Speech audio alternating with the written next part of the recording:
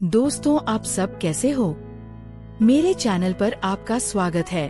फिर से एक रस भरी कहानी में आज की कहानी बहुत ही खतरनाक है, जो कहानी सुनते ही शरीर का हर पार्ट खड़ा होने लगेगा। इस कहानी में बहुत मजा आने वाला है, अंत तक जरूर सुनिए। मैंने अपनी अलमारी से वह नीली वाली महक की शीशी निकाली जो कभी कभार मेरे पति इस्तेमाल करते थे। मेरे पति का नाम विक्रम था।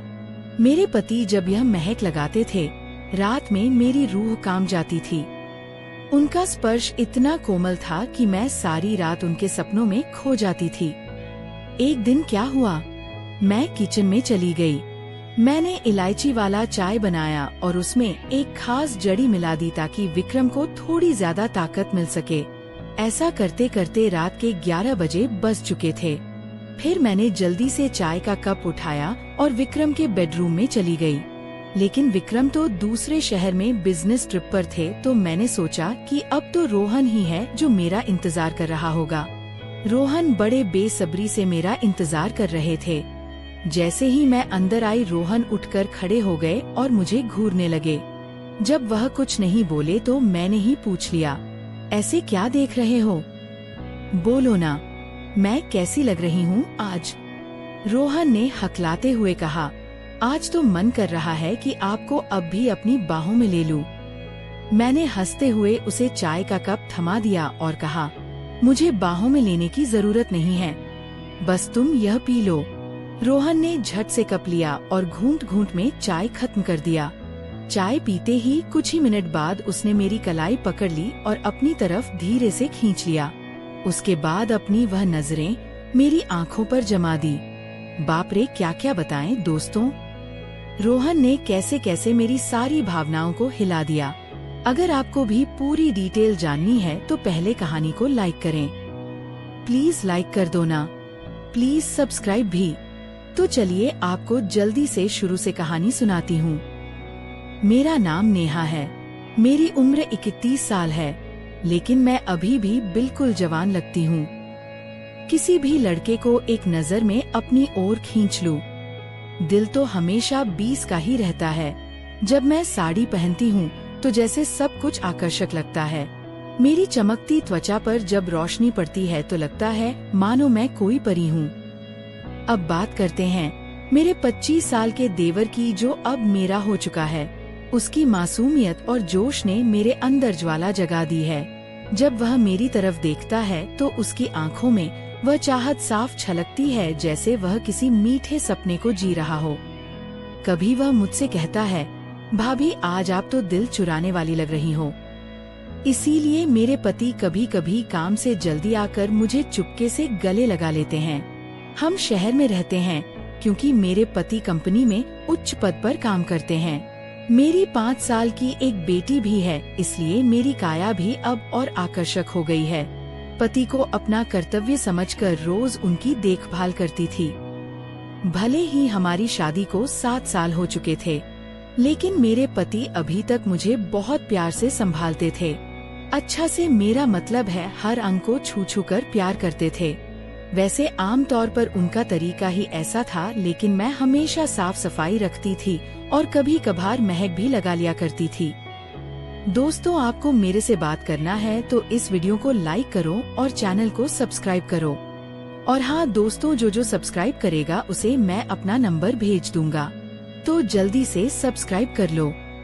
पिछले महीने कुछ ऐसा हुआ जिसका हमें कभी अंदाजा भी नहीं था। शाम को मेरे पति विक्रम घर लौट रहे थे।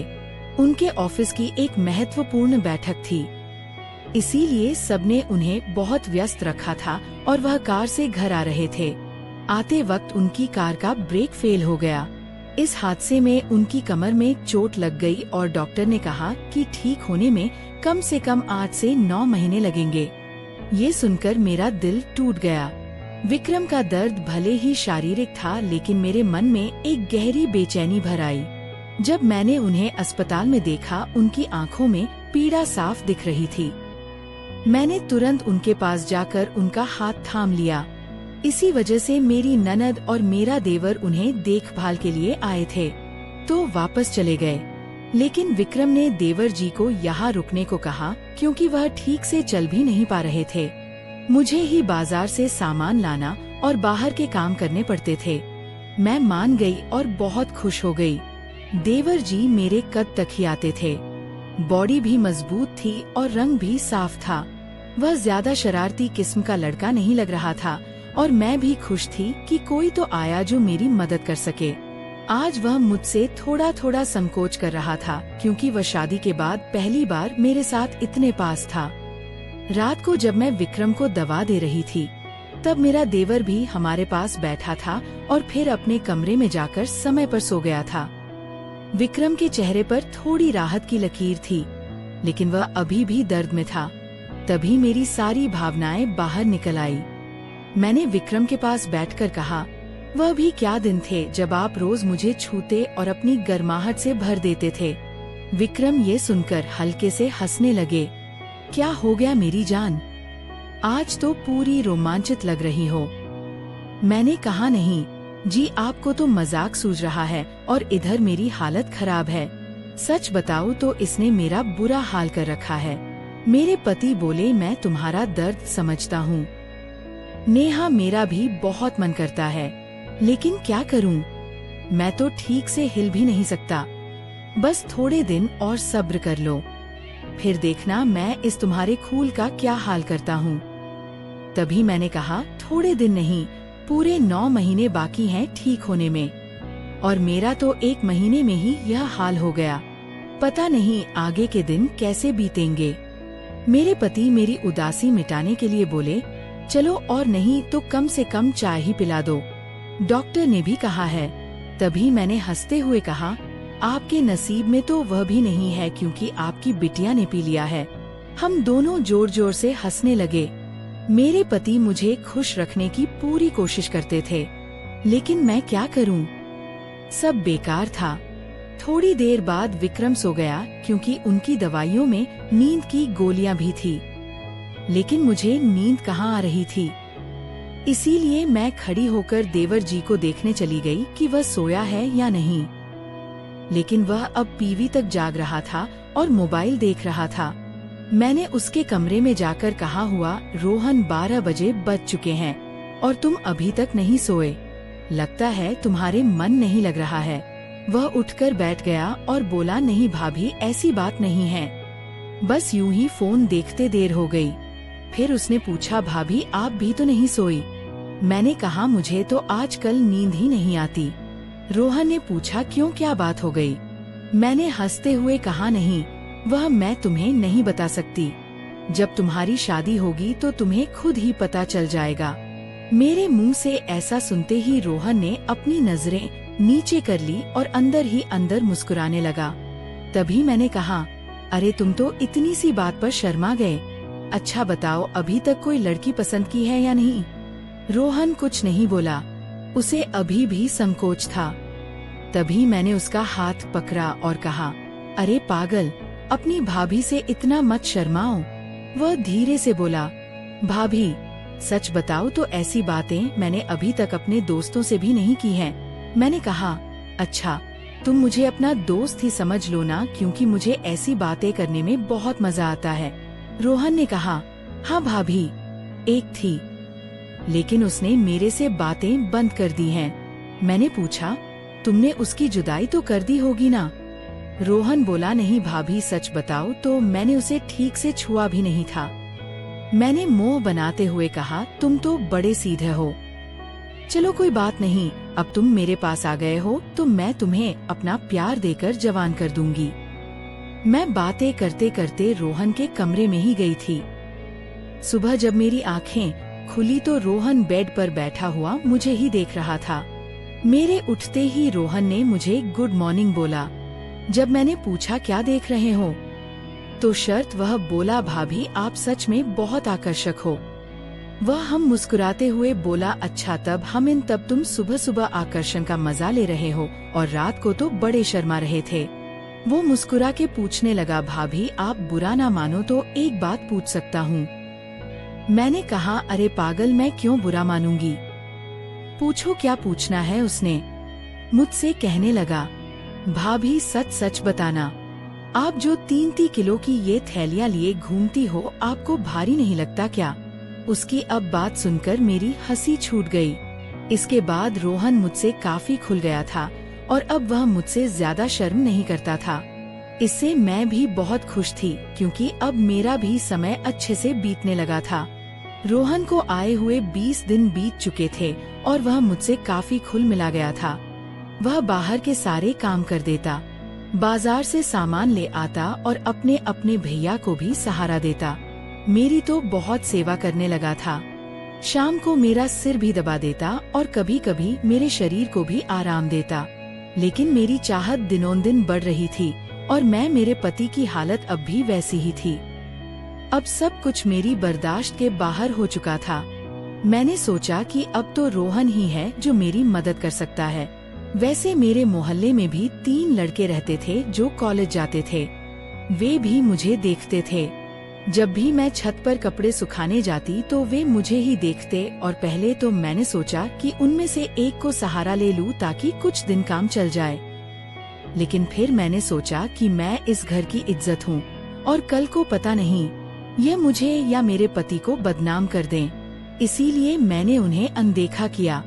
लेकिन रोहन तो घर का ही है, इसीलिए मैंने तय कर लिया कि वही मेरी मदद करेगा। आज मैंने पक्का फैसला कर लिया कि आज रोहन से काम ले ही लूंगी और अपने सूखे दिल को रोहन से ही भरवा लूंगी। उसके बाद मैं किचन में खाना बनाने चली गई। जैसे ही रोहन नहाकर ताज़ा होकर किचन में आया, मैंने सब्जी काटने का बहाना बना दिया। मैं किचन में ही साड़ी का पल्लू नीचे करके काम कर रही थी। मेरी बेटी अभी दादी के घर गई हुई थी क्योंकि घर में उसे देखने वाला कोई नहीं था। इसलिए अब बाकी का काम खुद करना पड़ता था और घर में मेरे पति और रोहन के अलावा कोई नहीं था, तो मुझे डर भी नहीं था। जैसे ही रोहन अंदर आया, वह मुझे देखकर एकदम हैरान हो गया और कहने लगा, सॉरी भाभी, मुझे माफ कर दो, मैंने देखा नहीं, और बाहर जाने लगा। तभी मैंने उसे रोक लिया। अरे रोहन, क्या हुआ? कोई बात नहीं, अंदर आ जाओ। रोहन बोला, भाभी ऐसे मैं अंदर कैसे आऊं? मैं कहा, ऐसे वैसे मत करो और जल्दी से आकर मेरी मदद करो। रोहन का मन भी कर रहा था, लेकिन मैं उसकी भाभी थी, इसीलिए वह थोड़ा हिचक रहा था। फिर अब मैंने उसे कहा। धीरे धीरे रोहन किचन में आ गया और पास आकर खड़ा हो गया। वह मुझे देखता ही रह गया। तभी मैंने कहा, ऐसे क्या घूर रहे हो? क्या तुमने आज तक नहीं देखा? वह बोला, माँ कसम भाभी, मैं आपको बता नहीं सकता कि मुझे कैसा लग रहा है। बहुत ही अद्भुत है भाभी। मैंने कहा, तारीफें करना छोड़ो और यहाँ मेरी मदद करो। तभी रोहन बोला, भाभी मुझे नहीं पता कैसे करना है। तो मैंने कहा, अरे बेवकूफ, इसमें कुछ नहीं करना, ये लो पकड़ो और बस धीरे धीरे सहलाओ। थोड़ी देर बाद जब रोहन के हाथ नरम होने लगे तो मैंने सोचा कि अब मेरा आगे झुककर सही से काम करने का समय है। मैं आगे झुकी और रोहन ने पीछे से मेरी मदद करने लगा। लेकिन कुछ देर में ही रोहन का मन शांत हो गया। तो देखा कि अलीसा रोहन का काम तो पहले ही पूरा है। उसे देखकर अब मेरा मन बहुत उदास हुआ, लेकिन फिर भी मेरी हंसी निकल ही पड़ी। मैंने नाराजगी से रोहन को हल्का धक्का मारते हुए कहा, ये क्या किया बेवकूफ, तुमने तो शुरू होने से पहले ही पूरा कर दिया। इसके बाद जैसे ही रोहन का उत्साह ठंडा हुआ, उसने हड़बड़ाते हुए कहा, सॉरी भाभी, सॉरी, वह मैंने ऐसा कभी नहीं किया, इसलिए मुझसे ऐसा हो गया। मैं अभी जाकर साफ करके आता हूँ। उसे चला गया। मैंने भी उसे ज्यादा नहीं रोका क्योंकि मैं समझ चुकी थी कि यह उसके लिए इतना आसान नहीं होगा। इस चक्कर में आज खाना भी लेट हो गया था, इसीलिए मैंने जल्दी से खाना तैयार किया और विक्रम को कमरे में देने के लिए चली गई। वह अब भी बैठे बैठे खाने का इंतजार कर रहे थे। विक्रम बिल्कुल सीधे साधे और नरम दिल वाले आदमी हैं। वह मेरी बहुत चिंता करते हैं। जब मैं उनके लिए खाना लेकर गई तो पूरा पसीने से तर हुई थी। मुझे देखकर वह बोले, इतनी जल्दबाजी क्यों करती हो? नेहा, धीरे धीरे काम कर लिया करो ना, देखो तुमने अपना क्या हाल बना लिया है।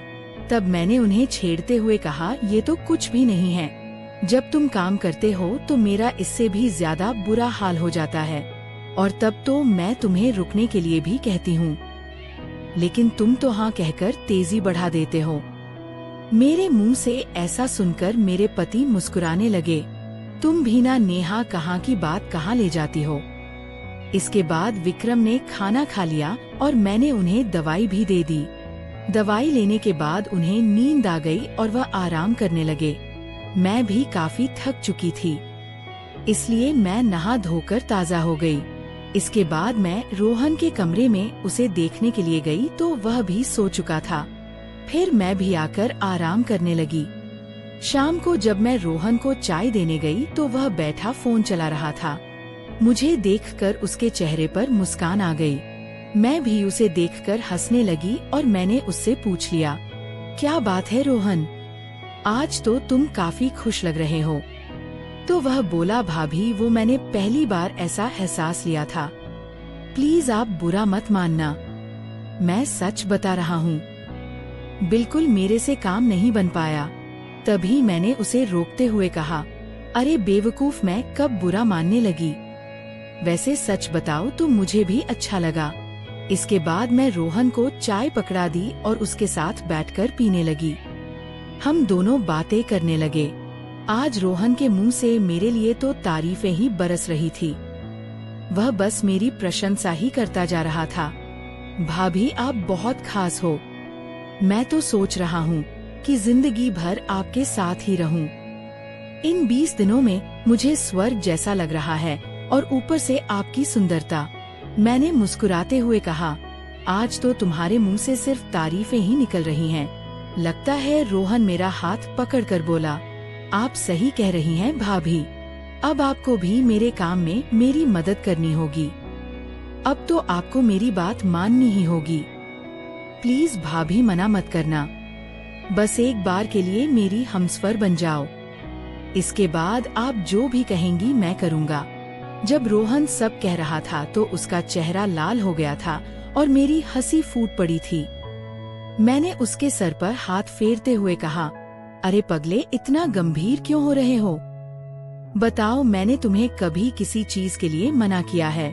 वैसे भी अब तुम्हारे भैया तो वैसा भी मेरे काम में मेरी मदद नहीं कर पाते हैं, और तुम इतना शर्माओ मत।